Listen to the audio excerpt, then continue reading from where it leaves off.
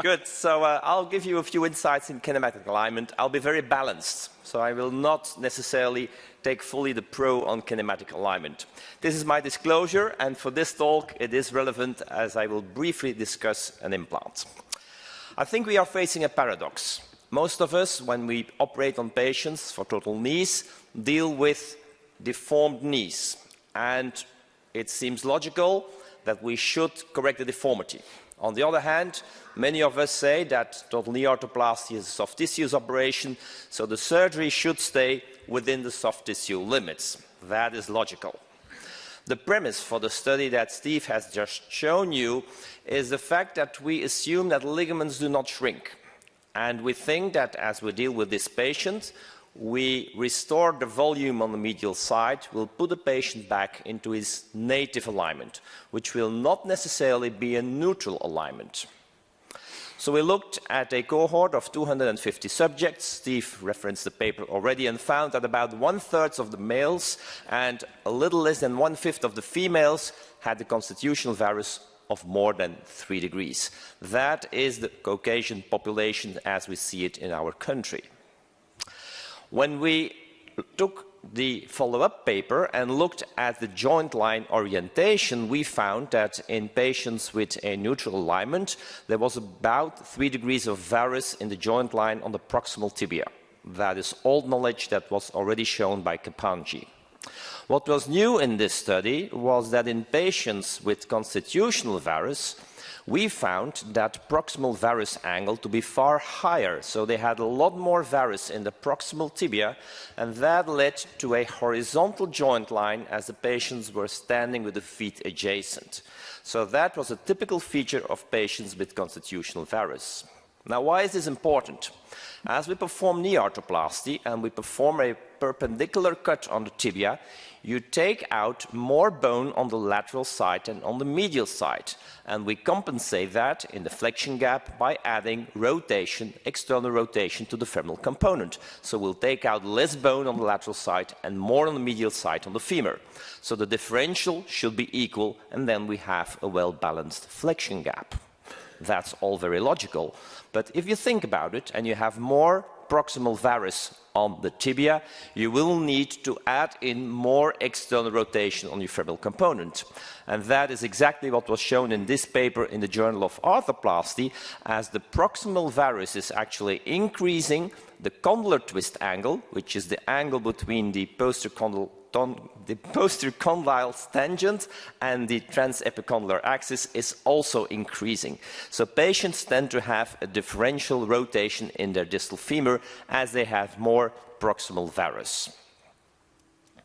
Now, when we talk about that, it is very important to realize the difference between the HKA axis, which gives us the coronal alignment, and which can obviously be varus or valgus, and the joint line orientation. Joint line orientation can change independently of the HKA axis, and that is a very important insight. Also, in knee arthroplasty, the joint line level can change after the operation as compared to the pre-op setting. Why do I tell you that story? Because it's important to realize that overall limb alignment will mainly affect kinetics, whereas the individual component position might play a bigger role in kinematics and stability, and that might be the true game changer. What about the kinetics? This is an old paper I published in 1994, and we looked at the angle between the mechanical and the anatomic axis of the femur. And we found it to be differential. In varus knees, there is almost always a varus position of the femoral neck, so the angle is wider, is greater than in the valgus patients. So we advocated in that paper to fine-tune your distal valgus cut on the femur in order to always go for a neutral alignment. That was the conclusion of that paper. But since then, Sébastien Perrat spent some time at the Mayo Clinic and taught us that patients who had a deviating coronal alignment sometimes did as good in terms of long-term follow-up as the patients who had a neutral alignment. So with that knowledge, we could change our technique and now take that 5-degree valgus cut for every single patient And that would mean that the majority of the varus patients would be left in a little varus, and the majority of the valgus patients would be left in a little valgus. So a slight undercorrection of the deformity would result from that knowledge. And intuitively, it is very logical. You start with a large bell curve in terms of alignment of the arthritic patient, and you narrow down the bell curve. So you leave the big varus guys in a little varus and the big valgus guys in a little valgus. That, in contrast to a situation where you cross the line and go from a varus knee into valgus or opposite, would not be a good idea.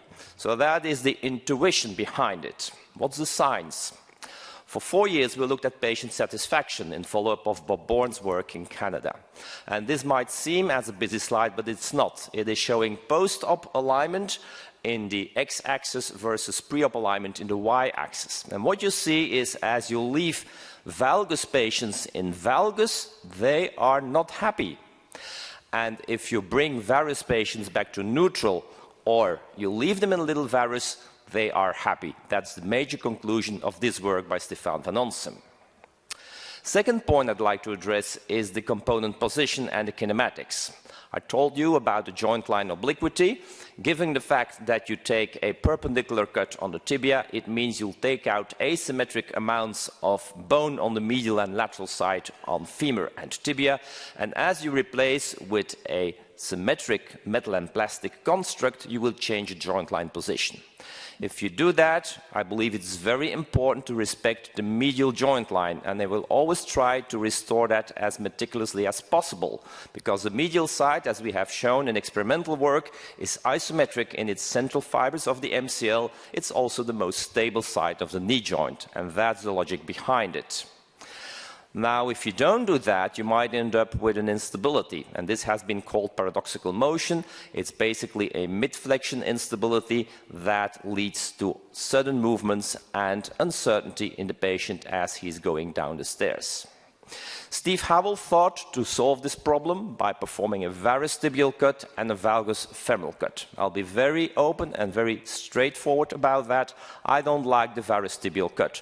I do perform in my daily practice a perpendicular cut on the tibia, because the human eye is very good in recognizing perpendicular positions and parallel positions. It's very tough to say whether you have 3 degrees varus, 5 degrees or 7 degrees varus, and I fear indeed crooked knees if we leave that. A second argument was given by Fabio Catani. He looked with finite element analysis at the stresses at the bone cement interface, and he showed that as you leave the tibia in varus, you overload the medial compartment and you might have a problem. In contrast, if you change the position at the femoral component, it seems to be okay. So what do I do in daily practice? I use an asymmetric design in the component, more plastic on the lateral side, less on the medial side, and opposite on the femur. And by doing so, I can keep my perpendicular cut on the tibia. I have a slight undercorrection at the level of the femoral cut, and by doing that, we undercorrect the deformity. That is for the varus knees. The valgus knees, I want to bring them back to neutral, because we have shown that leaving valgus in valgus leads to unhappy patients. Leaving varus to a little varus leads to happy patients. With that, I'd like to conclude. Thank you very much.